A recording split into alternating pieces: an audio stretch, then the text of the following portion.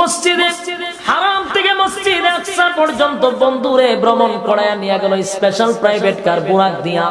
সেখানে গিয়া বাইতুল মুকাদ্দাস ফিলিস্তিনে আকসা মসজিদ, যেটার জন্য মুসলমানরা রক্ত দিতেছে, সেই মসজিদে অসংখ্য অগণিত লক্ষাধিকের উপরে নবী রাসূলগণকে আল্লাহ একত্রিত করছেন। আল্লাহ একত্রিত করাইয়া আমার নবীরে ইমাম বানাইয়া, সেখানে সব নবীদেরকে মুসল্লি বানাইয়া আমার নবীরে ইমাম বানাইয়া নামাজ আদায় করাইছে। সেদিন থেকে আমার নবীর উপাধি হলো ইমামুল মুরসালিন। সমস্ত নবীদের ইমাম, সমস্ত রাসূলদের ইমাম, আল্লাহ নবীরে ইমাম বানাইয়া পয়গম্বরকে মসজিদে আকসা থেকে আরেকটা স্পেশাল প্রাইভেট কার দিয়া 7 আসমানের উপরে 7টা আসমান টপকাইয়া সিদরাতুল মুনতাহায় যাওয়ার পরে জিবরাইলকে আল্লাহ ঘোষণা দেয়, আমার বন্ধুরে আরশে আজিমে পাঠায়া দেয়। আমার বন্ধু আরশে আজিমে আসবে, আর জিবরাইল আমার বন্ধুরে জানায়া দেয় বন্ধুর পায়ের জুতা যেন না খুলে, বন্ধুর জুতার ধুলায় আমার আরশে আজিম ধন্য হবে।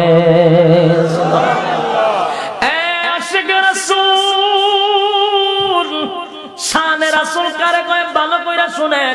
শুধু আমাদের বদনাম, আমাদের সমালোচনা, আমরা শানে রাসূল জানি না। আমরা যদি শানে রাসূল শুরু করি, এটা কোরআন থেকেই বলবো। গাঞ্জা করি কথা কইয়া নবীর শান বাড়াইতে গিয়া নবীর শান নষ্ট করে। এই জন্য কোরআন থেকেই রাসূলের শান আছে না নাই? আল্লাহ বলেন বন্ধুরে ইনভাইট করছি, আমার বন্ধু আরশে আজিমে আসবে, বন্ধুরে মেসেজ দিয়া দাও বন্ধু যেন জুতা না খুলে, জুতা না খুলে আমার বন্ধুর জুতার ধুলাটা আমার আরশে আজিম ধন্য হবে। একটা জবান বন্ধ রাখবেন, আল্লাহু আকবার। বন্ধু আমার দিন, আমার দল করতে গিয়া, আমার দিন প্রচার প্রসার করতে গিয়া বেঈমানদের হাতে আমার বন্ধু মার খায়। তায়েফের ময়দানে আমার বন্ধু রক্তাক্ত হয়। বন্ধুরে তারা গালি দেয়, অবতার বলে, নির্বংশা বলে, আমার বন্ধুরে গালি দেয় লেজ কাটা বইলা। আমার দল করতে গিয়া বন্ধু কত মায়ের খাইতেছে। বন্ধুর সন্তানগুলি জন্ম নেয়, বালেগ হওয়ার আগে আল্লাহ নিয়ে আসে। একটা পিতা তার সন্তানের লাশ বহন করা সবচেয়ে বেশি কষ্ট। পৃথিবীর মধ্যে সবচেয়ে ভারী জিনিসটা হলো বাবার কাঁধে যখন সন্তানের লাশ উঠে। এটা পৃথিবীর সবচেয়ে বেশি কষ্ট। কোন মা বাবা বরদাস্ত করতে পারে না, সন্তানের লাশটা বহন করতে পারে না। এটা তার জন্য বড় কষ্ট। আল্লাহর নবীর ছেলেগুলা যখন দুনিয়া থেকে বিদায় হয়ে গেল রে, আমার নবী তার সন্তানগুলিকে নিজের হাতে গোসল করাইছে, নিজের হাতে কাপন দাপন পড়াইছে, নিজেই জানাজা করিয়া নবী নিজে কবরস্থানে নিজে নবীর সন্তানকে কবরে নামাইছে। একটা বাবার জন্য কত কষ্ট, সন্তানের লাশ বাবাই লইয়া কবরে নামাইল। আল্লাহর নবী বেতায় ব্যতীত, অন্যদিকে নবী এমনি তো বেতায় ব্যতীত, কত কষ্ট রে। অন্যদিকে বেঈমানরা নবীকে আবার গালি দেয়, আবতার বলে, যে দেখছো মুহাম্মদের সন্তানগুলি দুনিয়া থেকে বিদায় হয়ে গেল, তার বংশ থাকবে না, তার নাম নিশানা থাকবে না। আল্লাহর নবী চোখের পানি ঘোলা ছেড়ে দিয়া কান্দে আর বলে, মালিক রে, এই সময়টাতে আমার আত্মীয় স্বজন আমার সান্ত্বনা দেওয়ার দরকার ছিল। এই পৃথিবীতে আমার মাও নাই, বাবাও নাই, ভাইও নাই, আমার স্ত্রীও চলে গেল, চাচাও চলে গেল, আমার সন্তানগুলিও চলে যাচ্ছে। আমি তো একেবারে একা। আমার আত্মীয় স্বজন যারা আছে তারাও আমার বিরোধিতা করে, আমি আর বরদাস্ত করতে পারি না। আল্লাহ বলে, বন্ধু আপনার সন্তানগুলিকে আমি নিয়ে আসছি, এর কারণ হলো আমি আপনাকে সম্মান বাড়াইতে চাই। নবীর সন্তানগুলিকে আল্লাহ দুনিয়া থেকে বিদায় করার উদ্দেশ্য হলো আমার নবীর সম্মান আর মর্যাদা বাড়ানোর জন্য। বলে হুজুর, সন্তান দুনিয়া থেকে নিয়ে আইসা আল্লাহ সম্মান বাড়ায় কেমনে? নবীর সন্তানগুলি যদি বেঁচে থাকতো, বালেগ যদি হয়ে যাইত, তাহলে নবীর পরে এই সন্তানগুলি নবী হওয়ার দরকার ছিল। কথা হয় না। অন্যান্য নবীরা আর ছেলে নবী হইছে, ইব্রাহিম খলিলুল্লাহ ছেলে ইসমাইল নবী, ইসহাক নবী, এমন ভাবে নবীর ঘরের নবী দাউদ পয়গম্বরের ছেলে হলো সুলাইমান নবী, ঠিক না? নবীর পরে ছেলেরা নবী হয়, নবীর ভাই ভাই নবী হয়। কিন্তু আল্লাহর নবীর সন্তানগুলি যদি বালেগ হয়ে যায়, অন্যান্য নবীদের মতো মর্যাদা দিতে গেলে আমার নবীর সন্তানগুলি কেউ নবুয়ত দিতে হয়। আল্লাহ কয় আমি অন্যান্য নবীদের মতো সম্মান আপনি নবীকে দিব না, সমস্ত নবী কুলের সম্রাট হলেন আপনি। আপনি তো শুধু নবীদের নবী না, আমার নবী শুধু মানুষের নবী নয় গো। আমার নবী গাছের নবী, মাছের নবী, সূর্যের নবী, চন্দ্রের নবী, আসমানের নবী, জমিনের নবী, কুল কায়নাতের নবী। জুরে কোন সুবহানাল্লাহ। আল্লাহ বলেন হাবিব অন্যান্য নবীদের মতো আপনার সম্মান হতে পারে না, আমি আপনাকে খাতামান নবিয়্যিন হিসাবে পাঠাইছি, শেষ নবী হিসাবে। আপনার পরে কোন নবী নাই, কোন নবী নাই। আপনারে পাঠাইয়া নবুয়তের দরজা বন্ধ করে দিছি, আপনি হলেন শেষ নবী, প্রধান অতিথি পাঠাইছি। সুবহানাল্লাহ। এখন যদি সন্তানগুলি বড় হয়, নবুয়ত দিলে কে নবী শেষ নবী হয়? কথা হয় না। ছেলেরা নবী হইলে তো আর নবী শেষ নবী হয় না। তাই আল্লাহ কয় সন্তানগুলিকে আমি দুনিয়ার থেকে বিদায় করে দিলাম। প্রশ্ন আসতে পারে তাহলে দুনিয়ার থেকে আল্লাহ বিদায় করে দিবেন, তাহলে ছেলে না দিলেই তো হইতো। ছেলে যদি না হইতো আরেক সমস্যা হইতো, বেঈমানরা কইতো নবী আটকোরা, দেখছো তুমি ছেলে হয় না, খালি মেয়ে হয়। এই জন্য আল্লাহ নবীর ছেলেও দিছে, মেয়েও দিছে, যেন তারা নবীর সমালোচনা করতে না পারে। যুবক ভাই, আল্লাহর হাবিব মর্মাহত অবস্থায় ছেলেগুলা মারা যাচ্ছে, আস্তে আস্তে সব হারাইয়া নবী মনটা একেবারে দুর্বল হয়ে গেছে। আল্লাহ তখন বন্ধুরে খুশি করার জন্য আমার তেলাওয়াতকৃত সূরা কাউসার আল্লাহ নাযিল করে দেয়। এই নবীরে খুশি করার লাগে আল্লাহ সূরা কাউসার নাযিল করছে। আর কাউসার নাযিল করিয়া সব নবীর কথা, অন্য কোনো কথা নাই। আল্লাহ কয় ইন্না আতাইনাকাল কাউসার, নবী গো নিশ্চয় আমি আপনাকে কাউসার দান করছি। সুবহানাল্লাহ। বলুন আল্লাহর নবী আল্লাহকে খুশি, আল্লাহ নবীরে খুশি করার জন্য সূরা কাউসার নাযিল করছে। কত মায়া দেখেন, বন্ধুরে খুশি করার জন্য সূরা কাউসার নাযিল করছে।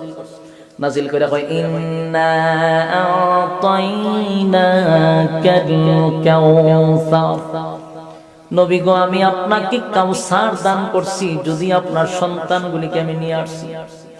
আপনার সন্তানগুলিকে আমি আনার কারণে আপনারে আমি এর বদলতে কাউসার দান করলাম। এই কাউসারের কত দাম, কত দাম, কত দাম। ওগো নবীজি কাউসারের যে কত দাম এটা হাসরের মাঠে বোঝা যাবে। আদম নবী আমার 1000 বছর দিনের দাওয়াত দিছে গো, প্রথম মানুষ হিসাবে আদম নবীরে পাঠাইলাম, কিন্তু আমি আদম নবীরে কাউসার দান করি নাই। নূহ আলাইহিস সালাম 950 বছর দিনের দাওয়াত দিছে, আমি কিন্তু নূহ পয়গম্বরকেও কাউসার দেই নাই। মুসা কালিমুল্লাহ আমার সঙ্গে কথা বলতো, সম্পর্ক ভালো, কিন্তু কাউসার দিয়া আমি তার সান্ত্বনা দেই নাই। ইব্রাহিম খলিলুল্লাহ আমার জন্য আগুনে ঝাঁপ দিল, আমার জন্য সন্তান কুরবানি দেওয়ার প্রস্তুতি নিল। এত মহব্বত আর এত ভালোবাসা আমি কাউসার দিয়া সান্ত্বনা দেই নাই। আপনি নবীর সন্তানগুলিকে আইনা আমি আল্লাহ আপনাকে বিনিময়ে কাউসার দান করলাম। জোরে কোন সুবহানাল্লাহ। কাউসার দান করে দিছি, আপনি টেনশন করেন না। এখন আসুন কাউসার দান করলো, আল্লাহ বলেন আপনি টেনশন কইরেন না। তারা আপনার বিরোধিতা করে, আপনার সমালোচনা করে, এতে আপনার কি আসে যায়? আমি আপনাকে যেই নিয়ামত দিছি এই নিয়ামত হাসরের মাঠে তারা পাবে না। এরা আপনাকে আবে তার বলে গালি দেয়, আপনি নির্বংশা, এরা নির্বংশা। বলো না, আবু জাহেলরা কি হেরা নির্বংশ, এর নাম গন্ধ আসেনি পৃথিবীতে, কথা বল না দি। আবু জাহেলের বাড়ি থেকে আমরা বাথরুম করেছি, বলে যা আছে দেশে শহরে বন্দরে গ্রামে গঞ্জে সব জায়গায় মাটির নিচে সব কেন, কথা বল না। নবীর নাম আছে, আসমান আর নবীর নাম আছে, জমিন ও নবীর নাম আছে, সব জায়গায় নবীর নাম। আর পৃথিবীর মধ্যে শ্রেষ্ঠ সুন্দর নাম হলো মুহাম্মদ সাল্লাল্লাহু, এই নামের উপর সুন্দর নাম নেই। এটা খ্রিস্টানরা নিজেরা বলছে যে এইটার থেকে জনপ্রিয় নাম পৃথিবীর কোথাও নাই। সুবহানাল্লাহ। এরা কইছে নবীর নাম নিশানা থাকতো না। আপনি দেখেন তো সারা পৃথিবীতে সব জায়গায় আমার রাসূলের নাম চলে, সুবহানাল্লাহ। সব জায়গায় নবীর দুরূদ চলতেছে, নামাজে গেল নবী, আজানে গেল নবী, যেখানে যান সেখানেই নবী, তেলাওয়াত করেন নবী আছে সব জায়গায়, সুবহানাল্লাহ। আবু জাহেলের নাম কয়জনের লয়, যদিও লয় এটা ঘৃণার সাথে। আমার কথা বুঝছেন না?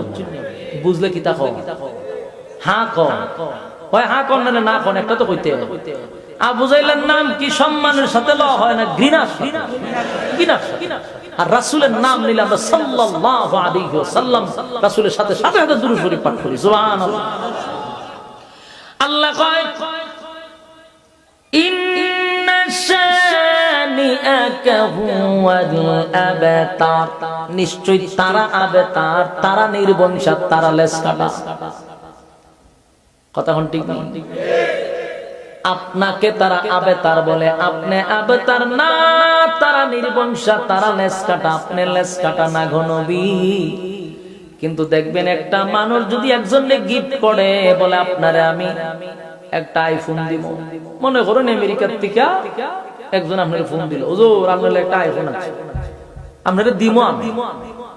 তখন আমরা ভিতরে একটা চিন্তা দেয় কইলো দিব, দে না কে, এটা দেখায় না কে, একটা টেনশন তাই নিকন চাই আমারে কইলো দিব, এটা দেখায় না কে রে, ভিতরে ভিতরে একটা কুটকুটি তাকে মানুষ।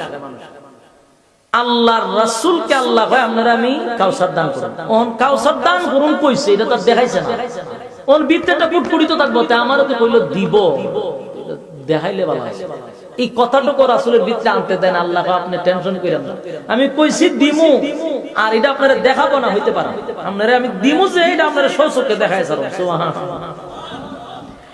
আল্লাহ বলেন জিবরাইল আমার বন্ধু তায়েফের ময়দানে মাইর খাইলো, আমার বন্ধু উহুদের ময়দানে মাইর খাইতেছে, আমার বন্ধু দিনের দাওয়াত দিয়া গিয়া মাইর খায়, আমার বন্ধুর আত্মীয় স্বজন ঘনিষ্ঠ মানুষগুলা দুনিয়ার থেকে বিদায় হয়ে গেছে, আমার বন্ধুর সন্তানগুলি আমি নিয়ে আসছি, আমার দল করতে গিয়া আমার বন্ধু মাইর খায়, আমার দল করতে গিয়া রক্ত জড়ায়, আমার দল করতে গিয়া গালিগালাজ শুনে, আমার বন্ধু আমার দল করতে গিয়া তো মাইর খায়, আমার বন্ধুর প্রমোশন আমি বাড়ায়া দিব।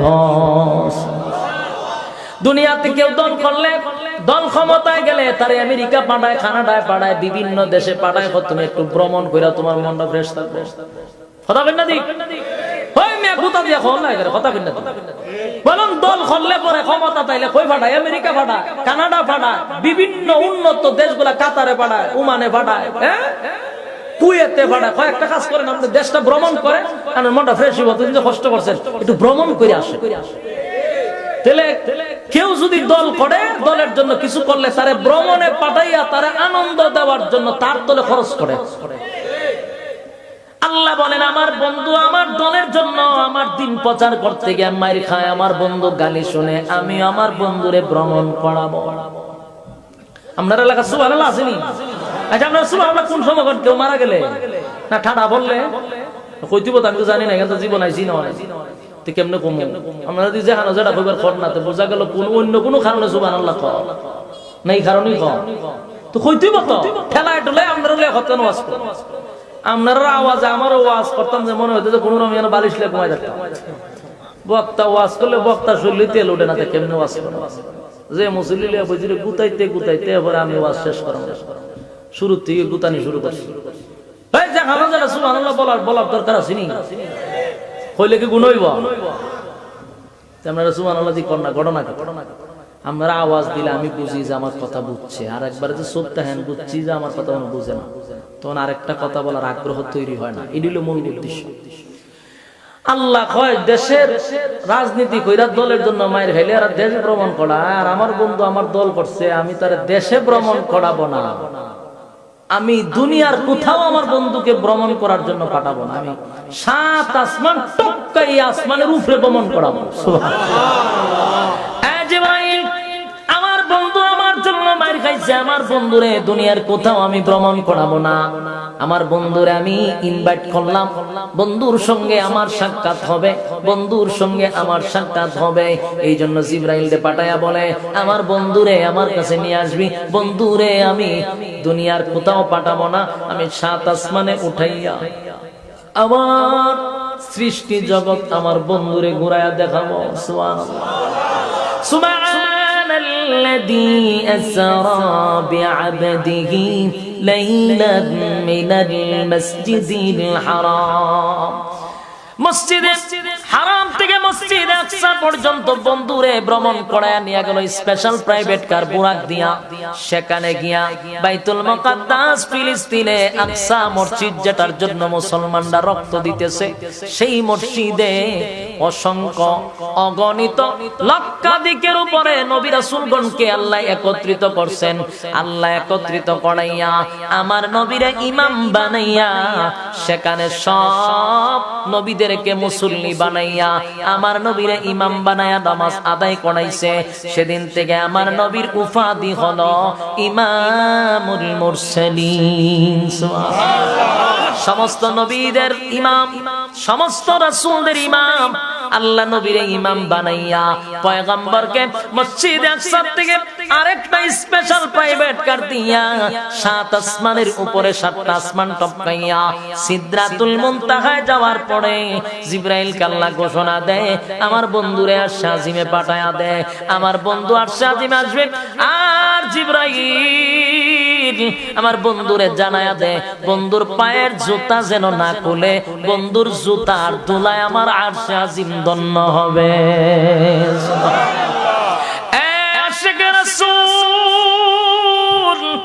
শানে রাসূল কারে কয় ভালো কইরা শুনেন, শুধু আমাদের বদনাম আমাদের সমালোচনা আমরা শানে রাসূল জানি না।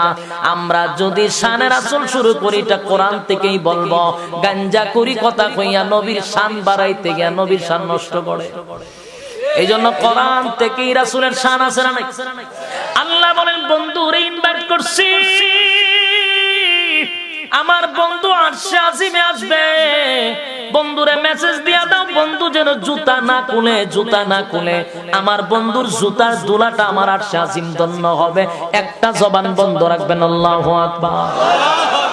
আমার নবীর এত সম্মান, এত মর্যাদা, এত মর্যাদা। মুসা আলাইহিস সালাতু ওয়াস সালাম ছিল কালিমুল্লাহ, আল্লাহর সঙ্গে ওপেন কথা চলতো। সেই মুসা নবীর আল্লাহ বলেন মুসা রে তোর পাহাড়টা কিন্তু পবিত্র, সাবধান জুতা লইয়া উঠবি না, জুতা রাইখা তারপরে তোর পাহাড়ে কথা বলবি। আর আমার নবীরে আল্লাহ কয় জুতাটা লইয়া আরশে আজিমে আসেন। চিন্তা করেন আমার নবীর প্রতি আল্লাহর কত মায়া। আল্লাহর হাবিব আরশে আজিমে গেলেন, আল্লাহর সঙ্গে নবীর সাক্ষাৎ হয়ে গেল। বন্ধুর সঙ্গে বন্ধুর সাক্ষাৎ, বন্ধুরে বন্ধুর কাছে বসাইয়া আল্লাহ কয় আমার বন্ধুরে আমি কাছে দেখা দেখা কথা বলবো। আমার বন্ধুরে কেমনে বানাইছি আমি একটু কাছে থেকে বন্ধুরে দেখতে চাই। জোরে কোন সুবহানাল্লাহ। আল্লাহ জিগায় বন্ধু, বন্ধুর বাড়িতে আছে, নিয়ম তো হলো মেহমান যদি মেজবানের বাড়িতে যায় কিছু নিয়ে যাইতে হয়, ঠিক কিনা? আপনি যে আমার বাড়িতে আসছেন গো বন্ধু, আমার জন্য কি হাদিয়া নিয়ে আসছেন? সুবহানাল্লাহ। আমার জন্য কি হাদিয়া আনছেন বলেন?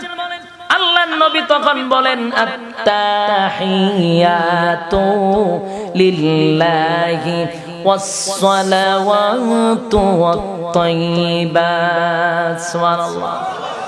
আল্লাহর নবী বলেন মালিক আমার জবান দ্বারা, আমার শারীরিক দ্বারা, আমার অর্থের দ্বারা আমি যত ইবাদত করছি সবগুলা ইবাদত আপনি মালিকের জন্য আমি হাদিয়া আনছি। আল্লাহরে হাদিয়া দিয়া দিছি। আল্লাহ হাদিয়া পাইয়া বলে বন্ধু আমি আপনার হাদিয়া গ্রহণ করলাম। এরপর আল্লাহ বলেন আসসালামু আলাইকা আইয়ুহান নাবিয়্যু ওয়া রাহমাতুল্লাহি ওয়া বারাকাতুহু। আল্লাহ হাদিয়া পাওয়ার পরে নবীর আমার হাদিয়া দিছে, আপনার উপরে সালাম, আপনার উপরে রহমত বর্ষিত হোক, আপনার উপরে রহমত বর্ষিত হোক, বরকত বর্ষিত হোক। সুবহানাল্লাহ। আল্লাহর হাদিয়া দিছে। দুই বন্ধুর হাদিয়া বিনিময় হওয়ার পরে নবীজি আমার বলেন ওয়া আলা ইবাদিল্লাহিস সালিহিন। সুবহানাল্লাহ। আশিক রাসূল দিলের কান লাগায় শুনেন, দিলের কান লাগায় শুনেন, আমার নবীর কত মায়া উম্মতের জন্য। আর সে আজিমে গিয়া সিদরাতুল মুনতাহা টপকাইয়া আরশে আজিমে গিয়া বন্ধুর কাছে বন্ধু বৈশা এত আনন্দ মুহূর্তেও বন্ধু তার উম্মতকে ভুলে নাই। সুবহানাল্লাহ। আল্লাহ নবী তার উম্মতকে ভুলে নাই। সেখানে গিয়া বলে ওয়া আলা ইবাদিল্লাহিস সালিহিন। ওগো আল্লাহ, ওগো আমার মালিক, আপনার এই হাদিয়া আমি একা গ্রহণ করলাম না, আপনার এই হাদিয়া আমার সমস্ত উম্মতের পক্ষ থেকে আমি নবী গ্রহণ করলাম। জোরে কোন সুবহানাল্লাহ। একা গ্রহণ করে না, সমস্ত উম্মতের পক্ষ থেকে নবী হাদিয়া গ্রহণ করলেন, মানে রহমত বরকত আল্লাহর নবী একা নিলেন না, উম্মতের মধ্যে বন্টন করে দিলেন। একটা জবান বন্ধ রাখেন না। সুবহানাল্লাহ। তাহলে আমার নবীর মায়া দয়া আর সাজিবে গিয়াও বন্ধু বন্ধুর পাশে বৈশা উম্মতের কথা ভুলে নাই। সুবহানাল্লাহ। এ যুবক বান আমার, এবার আল্লাহ বলেন বন্ধু আসেন আমি আপনাকে লইয়া জান্নাত আর জাহান্নামটা ভ্রমণ করাই। সুবহানাল্লাহ। জিবরাইল নবীরে লইয়া জান্নাত দেখাইলেন, জাহান্নাম দেখাইলেন, জান্নাত জাহান্নাম ভ্রমণ করলেন। আল্লাহর নবী এক এক জায়গায় যায়, গিয়ে সুন্দর সুন্দর বাড়ি দেখা যায়। এত সুন্দর বাড়ি, পয়গম্বর বাড়ি দেখা লোভ লেগে গেল। জিবরাইল রে, এত সুন্দর বাড়িটা কার? আমি নবীর বড় পছন্দ লাগছে, জানতে পারি, বাড়ির ভিতরে প্রবেশ করতে পারি। জিবরাইল বলে নবী গো, এই বাড়িটা হলো আপনার উম্মত খলিফাতুল মুসলিমিন হযরত উমর। আল্লাহর নবী বলেন সামনে গেলাম, গিয়া দেখি আমার একটা সুন্দর বাড়ি, আরো সুন্দর, আরো সুন্দর, আরো সুন্দর। কার এই বাড়ি? কয়টা? আপনার আবু বকর। সুবহানাল্লাহ। আরো সামনে যায়, এ আমার জিবরাইল, এই বাড়িটাও পছন্দ লাগছে। কার এত সুন্দর বাড়ি? কয়টা? আপনার উসমানের বাড়ি। সুবহানাল্লাহ। আরো সামনে যায়, কার রে এত সুন্দর বাড়িটা? আপনার আলীর বাড়ি। সুবহানাল্লাহ। এইভাবে নবীজি প্রত্যেকটা বাড়ি দেখলেন, জান্নাত জাহান্নাম দেখলেন, জান্নাতের ভিতরে আরাম আয়েশের জায়গাগুলি পরিদর্শন করলেন। জাহান্নামের যত ধরনের শাস্তি আছে সব আমার নবীরে দেখাইলো। সব দেখানোর পরে পয়গম্বর সব শেষে যখন বিদায় নিবে, আল্লাহ বলেন বন্ধু সব দেখাইলাম, বন্ধু তো বন্ধুর জায়গায় চলে যাবে, যাওয়ার সময় কি কোনো কষ্ট আপনি রাইখা গেছে? মনের মধ্যে কি কোনো কষ্ট আছে আপনার? আল্লাহ জিগায় বন্ধুরে। নবীজি বলেন মালিক, আমার ভিতরে কিসের কষ্ট গো?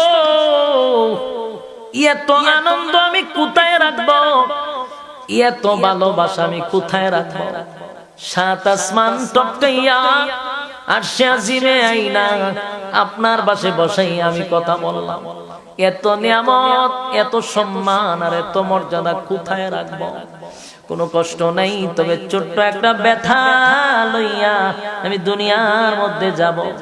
আল্লাহ কয় বন্ধুর বাড়িতে বন্ধু আইসা ব্যথা লইয়া যাইবেন, হতে পারে না। বন্ধু বলেন না আপনার মনের ব্যথাটা কি? আল্লাহর নবী বলেন মালিক, আমার মনের মধ্যে একটা ব্যথা হলো, আমি তো সাত আসমান টপকাইয়া সিদরাতুল মুনতাহা টপকাইয়া আমি আরশে আজিমে আইসা আপনার সঙ্গে সাক্ষাৎ কইরা জান্নাত দেখা জাহান্নাম দেখা সব ভ্রমণ করে দুনিয়ায় যাব। আমার গুনাহগার উম্মত কি মেরাজ করতে পারবে? আসিনি সুবহানাল্লাহ, জোরে নাচে। আল্লাহ নিজে কয় বন্ধু ছোট্ট বেদা লইয়া দুনিয়ায় যাবেন, এটা আমি আল্লাহ বরদাস্ত করতে পারি না। নবীর একটা হাদিয়া দিলেন, বন্ধু শেষ বিদায় আপনাকে একটা হাদিয়া দিয়া দিই, 50 ওয়াক্ত নামাজ হাদিয়া দিছি। ইতিহাস আপনারা সবাই জানেন, 50 থেকে 5 ওয়াক্ত আছে। 5 ওয়াক্ত নামাজ যখন লইয়া নবী আসে, আল্লাহ জানায়া দেয় হাবিব এই 5 ওয়াক্ত নামাজ দিয়া দিলাম, আপনার কোন উম্মত যদি 5 ওয়াক্ত নামাজ পড়ে, আমি আপনাকে স্পষ্ট জানায়া দিলাম ওই উম্মতের সঙ্গে আমি আল্লাহর 5 বার মেরাজ হবে। আপনি 7 আসমান টপকায়া করছেন আপনার স্পেশাল উম্মতের জন্য, আমি আল্লাহ 7 আসমানে আসতে হবে না আপনার উম্মতের, আমি তার সঙ্গে সাক্ষাৎ করব জমিনে। সুবহানাল্লাহ। মুসা নবী কথা বলতো গো, আমার সঙ্গে মাঝখানে পর্দা ছিল 70,000, এক একটা পর্দা 500 বছরের রাস্তা, এত দূরত্ব তাইকা মুসা নবী আমার সঙ্গে কথা বলছে। আর আপনার উম্মত যখন নামাজে দাঁড়াইয়া সূরা ফাতিহা পড়ে, আমি আল্লাহর সঙ্গে কথা বলে। আপনার বান্দা আপনার উম্মত যখন সিজদায় যায়, আমি আল্লাহ তার নিকটে থাকি। বান্দা আমার মধ্যে কথা হয়, মাঝখানে কোনো পর্দা থাকে না। জোরে কোন সুবহান। এই যুবক ভাই, আল্লাহ বলেন নবী আল্লাহর পয়গম্বর, আমি আপনারে বেজার করে দিলাম না, বেজার করে দিলাম না, খুশি করে দিলাম। আল্লাহর নবী আসলেন, এই যে মেরাজ হলো, এই যে নবী 7 আসমানে গেল, নবী জান্নাত জাহান্নাম দেখলো। বলুন তো দেখি এটা কি এত সহজই হয়ে গেছে? কথা হয় না। নবী জমিন আইসা দেখে উযু করছিল, পানি গড়ায়া পড়ে। নবী আইসা দেখে দরজার এইভাবে লড়তেছে, তার মানে 1-1.5 মিনিট হইতে পারে, আরো কম। অথচ 7 আসমান গেলেন টপকাইয়া, ও বাইতুল মুকাদ্দাস নামাজ পড়ে এখানে বক্তৃতা রাসূল দিয়ার পরে গেছে, আল্লাহর সাথে কথা হইলো, জান্নাত দেখলো, জাহান্নাম দেখলো, ওনায়া যে পানি অন করে হই যায়। ঘটনাটা আল্লাহ যখন তার রাসূলের দাওয়াত দিছে, তখন পৃথিবীর সমস্ত সিস্টেমের মধ্যে সুইচ টিপা দিয়া দিছে, সমস্ত সিস্টেম বন্ধ করে দিছে। এইটা বোঝানোর জন্য একটা এক্সাম্পল দিলে বুঝতে পারবে। মূলত 1-2 সেকেন্ড না, 27 বছর লাগছে। সুবহানাল্লাহ। কত বছর? 27 বছর এই মেরাজের সফর ছিল, কিন্তু দুনিয়াতে এসে এখনো দরজা লড়ে। তার মানে 1-2 সেকেন্ড সময় নষ্ট হয়েছে। তাহলে এই সময়টা এত সময় কেমনে গেল? বলে এক্সাম্পল হইলে যে পানি খাইছে, পানি খাইলাম, এক ডুব মুখ রাখলাম, এই অবস্থা দুনিয়ার সিস্টেমে আল্লাহ সুইচ টিপা দিছে। 27 বছর পর আবার সুইচ অন করছে, ডুব গিলা ভিতরে গেছে। কথা বুঝতেছেন? 27 বছর আগে আমি পানি মুখ দিছি, 27 বছর পরে পানি নিচে গেছে, গলার ভিতরে গেছে। আমি মনে করতে যখন পানি খাইছি, এই এতটুকুর ভিতরে 27 বছর গেছে। আপনারা সুবহানাল্লাহ আছেন? আল্লাহর দ্বারা সম্ভব নেই, সম্ভব। এটা আল্লাহ সিস্টেম করছে। গাছের পাতা যদি এইভাবে ছিল, তো এটা এইভাবেই রইছে, 27 বছর পরে এইভাবে উঠছে। কথা বুঝতেছেন? আল্লাহ সিস্টেম করে সব হ্যাং কইরা রাখছে, এইভাবে ছিল, এইভাবেই থাকবে 27 বছর। আল্লাহ তার বন্ধুর এর ভিতরে সফর করায় না, আবার জায়গা দিয়ে গেছে। এই কথা কোয়ার পরে বেঈমানরা হাসি তামাশা শুরু করছে। ঠিক না? ঠিক না? কইটা কিভাবে সম্ভব? এটা কিভাবে সম্ভব? আল্লাহ চাইলে পারে কিনা? আল্লাহ বলেন, আমি যে আপনারা জান্নাত তো নিলাম, নিয়া কি দেখাইছে? হাউজে কাউসার দেখাইছে। সুবহানাল্লাহ। এই ভ্রমণে কি দেখছে? হাউজে কাউসার দেখাইছে। বন্ধু ওই যে বলছিলাম আপনাকে গিফট করব, এই দেখেন হাউজে কাউসার, এটাই আপনাকে গিফট করছে। যেটা বুঝাইতে চাচ্ছিলাম, যে একজনে কইছিল দিমু, না দেওয়া পর্যন্ত শান্তি থাকে না। আল্লাহ আপনারা বলছি, আইনা দেখাইছি, এটা আপনার জন্য। সুবহানাল্লাহ। বিনিময়ে আপনার সন্তানগুলিকে নিয়ে আসছি, আপনাকে কাউসার দান করছি। সুবহানাল্লাহ। আল্লাহ রাব্বুল আলামিন আমার নবীকে সম্মান আর মর্যাদা দেওয়ার জন্য সূরা এই কাউসার নাজিল করছে। নাজিল করে জানাইছে, আপনার সন্তান নিয়ে আসছি আপনার সম্মান বাড়ানোর জন্য। কথা কয় না? আপনার ইজ্জত বাড়ানোর জন্য, কমানোর জন্য নয়। কারণ অতীতের নবীদের সন্তানগুলিও ছিল নবী। আপনার সন্তান বেঁচে থাকলেও হয়তো নবী, যদি না বানাইতাম তাও সম্মান কমে, বানাইলেও সম্মান কমে। কথা হয় না? যদি নবীর সন্তানগুলো জীবিত থাকতো, নবী দুনিয়াতে শেষ হয়ে আইতো, নবী যদি না বানাইতো, আমরা যেই তালের উম্মত, আমরা ফিরের ছেলেরই ফির বানাই লাই। এতে ফিরের দাড়ি তাহুক বা না তাহুক, নামাজ পড়ুক বা না পড়ুক, কিন্তু ফিরের ছেলে ফির, এটা যদি আমরা বানাইতে পারি, তাহলে নবীর ছেলেরে আমরা জোর করে নবী বানাই লইতাম। কথা হয় না? জোর করে হবলিগে নবী বানাইতো। এটা আল্লাহ বালা করে জানে। এজন্য আল্লাহ কয়, আমি আপনার সম্মান বাড়াইছি, আপনার সমস্ত নবীকুলের সম্রাট, আপনি খাতামুন নবিয়্যিন, সমস্ত নবীকুলের সম্রাট, আপনার পরে কোনো নবী নাই। এটার জন্যই আমি আপনাকে শেষে পাঠাইছি। এখন সন্তানগুলিকে যদি না নিয়ে আসি, নবী হন লাগবে। নবী হলে তো আপনি শেষ নবী হন না, এই জন্য সন্তান নিয়ে আসছি।